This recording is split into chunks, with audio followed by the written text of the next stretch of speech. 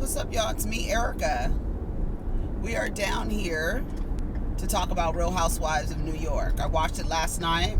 I also watched Beverly Hills last night, but I didn't take any notes. So I'll watch it again and take some notes, and then we'll come down here tomorrow and talk about it. I know I said I was going to do a full Married to Medicine review, but y'all went nuts on that damn post, so I felt like I didn't need to make another one because y'all really just talked about everything in the comments anyway.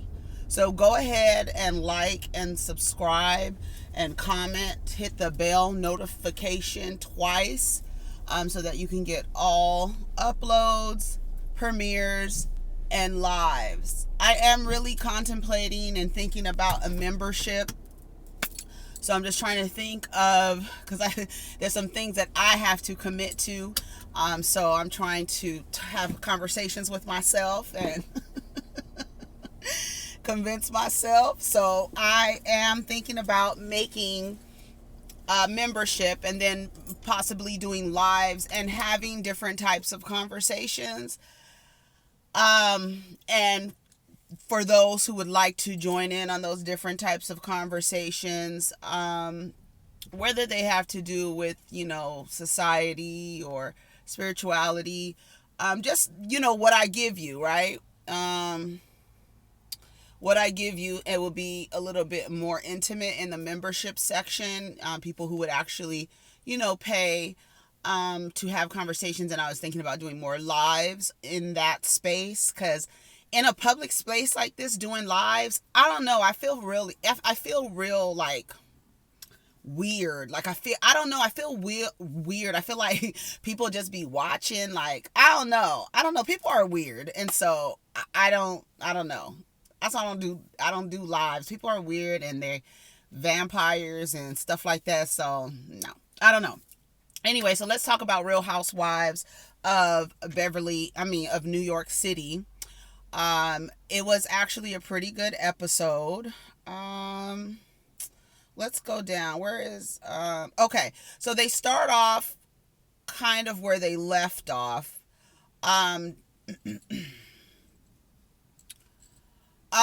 Heather is going off like telling the women about how they should be, how white women should be. And Heather, I'm just going to be honest. Heather is that woman, that white woman.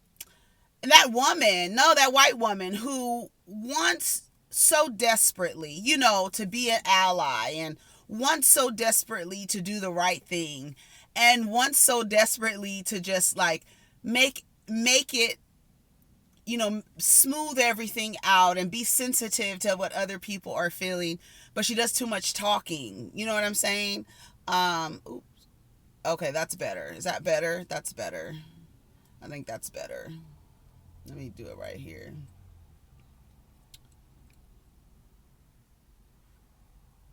All right. Like she wants to be an ally and stuff. She wants to do the stuff, right? But it's like you're just doing too much talking. I also feel that Leah and Heather are fighting for the white ally girlfriend role. That's what I feel like. I worked with Puffy, and I worked with what she say? Who she say? Oh, Beyonce. Girl, you're feeling like you've had a taste of the black experience by being up underneath Puffy and Beyonce. Like that kind of stuff. You know what I'm saying? Like I'm down. Because when we first met Heather, she was talking about holla, right? Which was a play on her being Jewish and stuff like that. And then, but that was the vibe that she was giving you, like she was this down white girl. And that's okay, but you talking too much. And when you talk too much, I feel like you start to over explain stuff, and then you just lose the point, right? So but I understood what Heather was saying. It's like when you call a black woman angry, just apologize. No woman wants to be called angry. But for black women, you have to understand in the society that we live in, even on here, my own people tell me that I'm an angry black woman. when I'm all just speaking passionately about whatever topic it is that I'm passionate about at the moment. It's like, ooh, why do you gotta be so angry? Or, ooh, calm down. It's like, why do I have to be calm? Why can't I go out? Why can't I be allowed to access that emotion? What about me being passionate makes you uncomfortable? What about my raised voice makes you uncomfortable? Right? And it's like, Leah was just hollering at this table and didn't nobody say nothing. Although Ramona did say something. I caught Ramona telling her that she was aggressive and defensive or something like that. And then, then Luanne, she keeps saying little things, being passive aggressive with little education comments, right? Saying that, if that's certainly a dumb thing to say if you're educated. And she was so offended by that because, I don't know. There's something Luanne needs to work on. I don't know I can't even say for sure if it's like you feel a certain way because this black woman is in your home telling you she's the most educated out of everybody here. What triggered you? And that's the problem that a lot of white people have. It's like, what did you get mad about? Why do I all of a sudden need to apologize to you for your behavior and for me making you feel a certain way based on my comment? You want me to apologize to you because you took offense to a statement that I'm the most educated at this table? And I should apologize to you. For what? The same thing is over there happening with Sutton, except for Sutton is being a white woman to other white women. That's the funniest shit to me, forever the funniest shit, because everything they were calling Sutton irrational, they were calling her too sensitive, they were calling her every single thing in a way to dismiss her experience that she's having, whether she's being overly sensitive or not. Y'all up here calling this girl names because of how she is expressing herself, instead of finding out, girl, what the hell is the problem? What's wrong with you? What's going on, girl? Because it's never the thing. It's never the thing, right? It's like, okay, Luanne. And the problem is, it's like Luanne still doesn't feel like she really did anything wrong. But then she was like, I don't want to make anybody cry. I don't want to make anyone feel bad. I don't know. You just got to check whatever it is that triggered that response from you, Miss Luanne. Ebony goes up to Leah and she tells Leah that Luanne said that she was an angry black woman. And, Ebony gets a little emotional and she was like, we don't allow black women to be compassionate. And I like I said, I've been called by black men, other black women have used the same trope against me. They use the same thing that other people use against us, against me. That's why I don't. Anyway, okay. I don't want to. Anyway, Heather said she should be proud of her high degrees, and then Luanne was like, "Well, I'm proud of her too," and she was like, "But you didn't say that. You didn't say that." And she was like, well, you can't call people angry. And then she keeps calling her angry. And then even Luann's daughter chimed in and was like, you need to say she's upset. Mom, just say she's upset. And she's like trying to help her out. You know what I'm saying? I'm trying to get this sun. There we go. She's trying to help her out. And Luanne is just really literally in her righteousness. Luanne, I feel like, I've called Luanne a narcissist before, but I don't feel like she's a narcissist. I just feel like she's literally full of herself. Like, she's so full of herself. And it's like, when you're full of yourself, you're not aware of how other people are experiencing you. And somehow, some way, your experiences are only valid. And whatever you do to someone, their reaction, somehow, some way, they have to apologize to you because you reacted from something that they did that really, you just took it personally. What do you take it personally for? Anyway. Then Ramona tried to act like she doesn't know what white fragility is. I don't know. That's the gaslighting. That's the problem. It's like, because we can't have honest conversations about race when you act like you don't know that these things exist. You act like you don't know what white fragility is. Your behavior, you are embodying white fragility in this moment. Who you are right in this moment is what white fragility is. If you don't know, you're doing it right now. You're acting so, oh my God, I can't believe it. This is and you want everybody to apologize to you. You're the only one whose experience matters here. Everybody else needs to figure out what's wrong with you now. You flipped it now. After you've become the aggressor, now you over here crying. You know what I'm saying? It's like, and don't act like you don't know. I mean, I don't know. Maybe they don't. And I don't like to be like, maybe they don't know that. Maybe they don't realize. And please educate me. No. Let me tell you something. You benefit from a system that was created by your counterparts. Your male counterparts created a system that you benefit from. I'm not going to teach you shit about the system that you benefit from. What the fuck? Girl, what? No, man. How do you create the game and then I have to teach you how to play the game? Absolutely not. If you created the game, you did the programming, you did the coding, it's up to you to deprogram it and decode it and dismantle it. Not me. I'm trying to survive in the game. You created it. You destroy it. The fuck? Well, she was angry. Ramona, I don't know what white fragility is. Girl, shut up. You know what it is. So they're back at the house. Heather and Ebony are sitting there talking, and Heather is talking about Luanne's ego. And I agree. And so that's when Ebony said something. She was like, I can't be in a friend group where I'm being ignored, where my feelings are being dismissed, where I'm being told that what I'm experiencing isn't what I'm experiencing.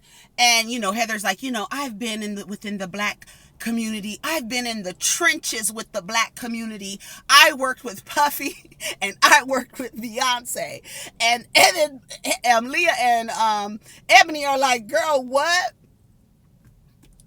She's trying hard and she's just overdoing it. And it's to the point where you need to be quiet because you want to, and white people do this a lot when they are wanting to be allies. They do this thing where they do all of this talking in order to not prove to anybody else around, but to themselves. I'm an ally and I'm going to talk and speak until you have an understanding that I'm an ally. So I'm going to throw out everything that aligns me with allyship in order for you to understand that I'm an ally. And you talking too much. Shut up. Hush. I work with Puffy and Beyonce. And then that's when Ebony was like, that's not really like an example of the black experience. You're talking about elite black entertainment, which is not indicative, although there is a strong desire within the black community where things in black elite Hollywood entertainment are being mimicked by the community who don't really have access to what Puffy and Beyonce have access to, but they're trying to mimic that, and that's why we in the mess that we in now. But that's another story for another day. One of the reasons. So, Heather, great that you work with Puffy and Beyonce, but like Ebony said, girl, that don't mean shit. It really doesn't. It means absolutely nothing.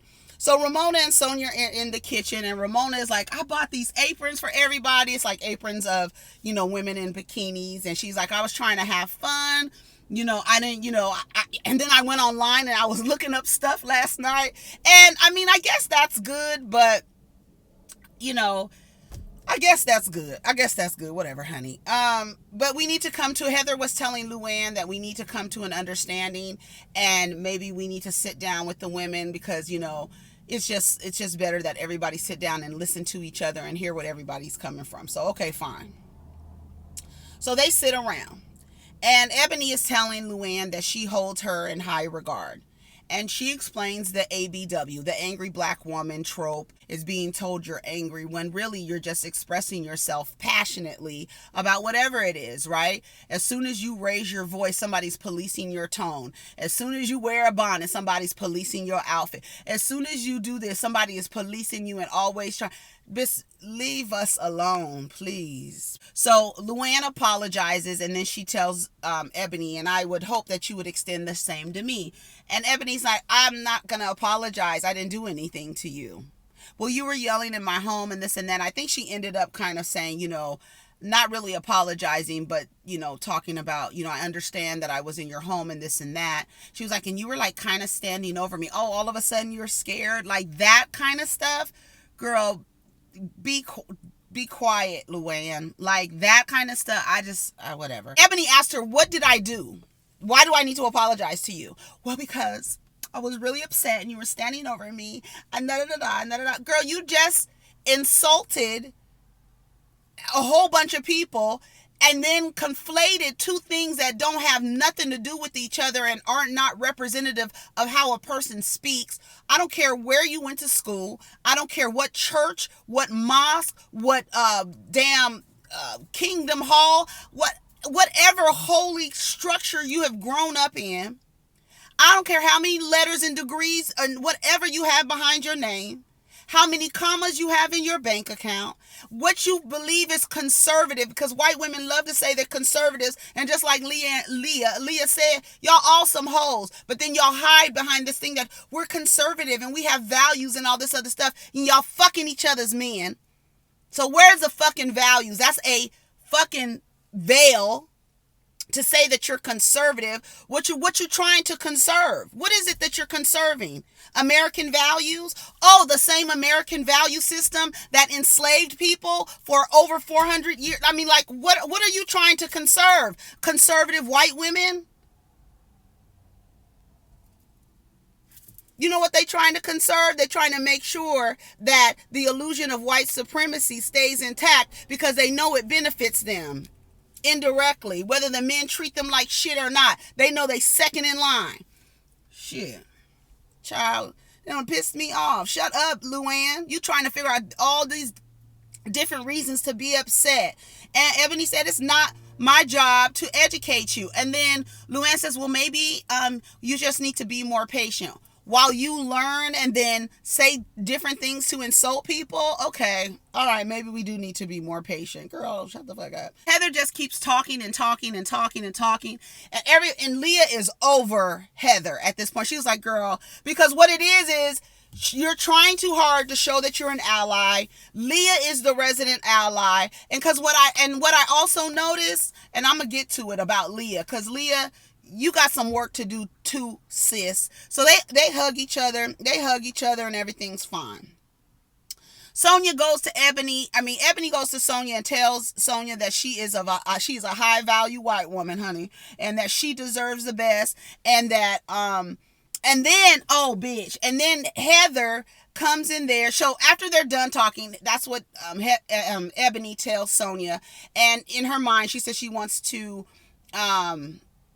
in her interview, she said she wants to hook up Sonia with some matchmaker so she can find love, because the women, her friends, don't really hold her in high regard, and sometimes she just needs to be told that or whatever, which I agree. I think you should uplift your girl group, your friends and stuff like that.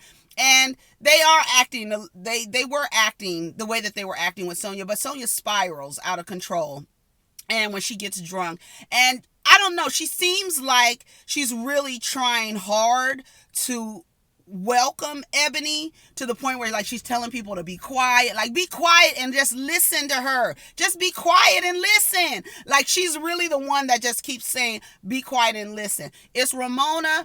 It's more Luanne than it is Ramona, which I'm actually quite surprised. I think Ramona is also trying, because most of the heat has really come from that girl. The only problem we've had with Ramona is calling people help. That's Ebony's problem. We already know what it is. We already know Ramona.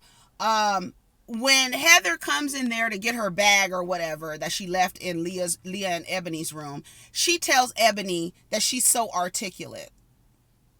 Even Leah was like, bitch, what the fuck did she just say? Like, her eyes were like, girl, did what? Did she just say that you were articulate? And it's so funny because it's just a perfect little bow on what allyship and how it can just go down the drain with one little microaggression where you actually think that telling a black woman who is more educated than you that she is articulate. Bitch, what did you expect? Did you expect her to talk where she couldn't pronounce words or she wasn't enunciating? What did you expect from this woman who just said she was the most educated woman in this group? For her to be articulate, that's not a compliment. Y'all gotta stop that. You're so articulate. How did you expect me to speak? How did you expect me to speak? I hate that. That's not a compliment. Non-black people, do not tell black people that they're articulate. Don't do that. Don't do that. Heather, all of that shit you was talking, I work with Puffy and I work with Beyonce, but Ebony, you really know how to express yourself well. You're so articulate. I like that about you. Keep it up. Girl, get the fuck out of here. So Luanne the next day says she's still very affected by everything. She's still sad. She's harboring. She's gonna hold on to that for a little while. Leah's outfit is ugly as fuck. She got on these pants that look like that she's sagging. It's not cute. So anyways, they're getting ready for this Halloween 1970s beauty pageant that they're gonna do next episode. They go fishing because Sonia loves to fish. And Ebony and Luanne are sitting there having a conversation basically to close out what happened the day before. And, they talking about communicating better and listening and helping each other as friends, being able to listen and, communicate better. Perfect. Sonia's out there fishing. They're all fishing and everything like that. Sonia tells Ebony tells Sonia once again that she's high value and that she deserves love. And so she wants to hook her up with a matchmaker. And the matchmaker to help her find, and the matchmaker's in Philly. She says her daughter's in Philly. There's a lot of nice men in Philly and blah, blah, blah. So then they start talking about voting. And what's the girl's name? Leah, she says that she's kind of turned off by the voting. She doesn't really want to vote because she doesn't like either side. A lot of people felt the way that Leah felt. A lot of people.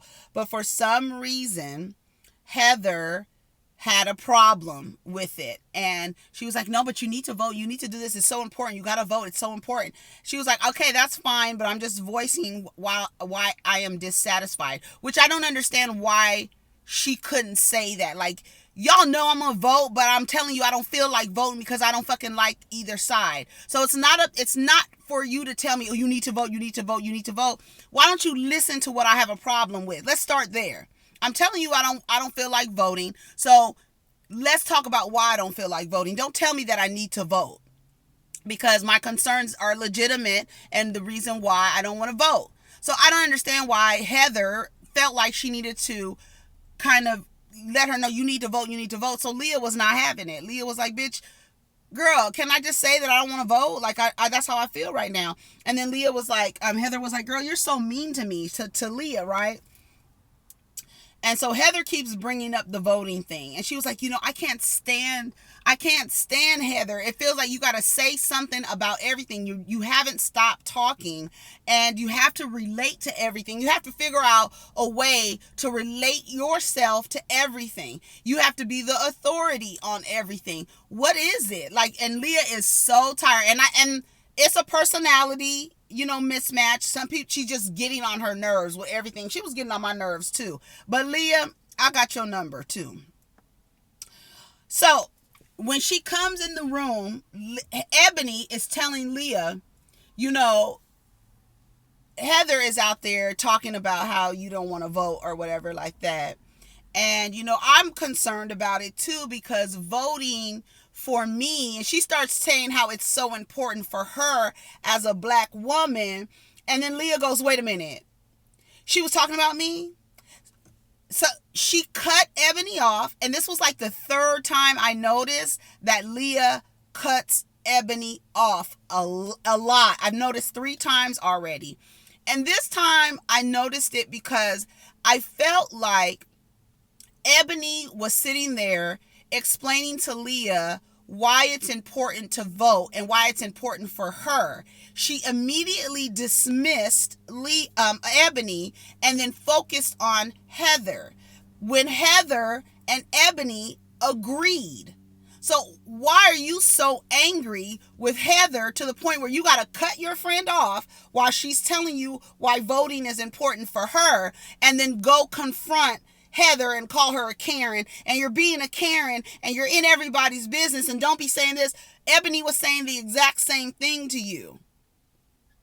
And she did it, and every time Ebony was talking and explaining something, she did it at the table. When Ebony was sitting there talking and arguing about education and religion and the way that you speak has something to do with that, then Leah comes back and starts hollering at the table again. She just cut Ebony off, and she's done it several times. Leah, you need to go back and watch these episodes because you cutting your friend off.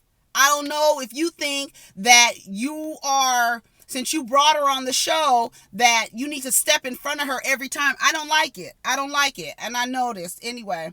So she tells Heather, you don't get to tell me about my personal political decisions. My grandmother used to always say, you don't tell people who you voting for. You don't talk. That's something that's personal, because it's a personal choice. It's a personal choice. And when I used to go to the voting polls with my grandmother, and I would be like, who did you vote for? And she would be like, that's why they have curtains. It's a personal decision. That's why it's private. It's a private decision. No. I've never known who my grandma voted for. Never. She wouldn't tell me. Never would tell me. She said it's a personal decision. So I could understand, like, if I'm talking about, I don't feel like voting, it's not, I guess she's just making conversation. Heather, I still feel like Heather is doing things so that she has something to talk about on her podcast. I really believe that. So anyways, they're getting ready to go to the beauty pageant. And they're getting on the bus. And when Leah says, I'm not going. They were like, come on, let's go. Let's go. She's like, I'm not going. So she gets on the bus, and then Heather gets on the bus, and Luanne Luanne asked Leah where were her hula hoops, because that's going to be her talent, and it's supposed to be a surprise for everybody. So she goes, where are your hula hoops? And she was like, oh, I forgot them. She was like, okay, I'm going to go get them. So when Luanne was going off the bus, Heather was getting on the bus, and she was like, Leah was like, oh no, I'm not about to be on this bus with her. And she was like, oh, bitch, relax. I said, come on, Heather, bitch. She said, relax, bitch. I love it. She was like, you're calling me a bitch? And she stood over her. She was like, girl, whatever. What you standing on, Leah? You ain't gonna do a damn thing. You think somebody's scared of you? Ain't nobody scared of you, girl. That's the funny, because it's like the battle of the white allies. And you don't like how she's allying because she's talking too much, but then you doing shit too to Ebony that I've noticed, and you need to go back and watch your episode so you can see that you be cutting your friend off.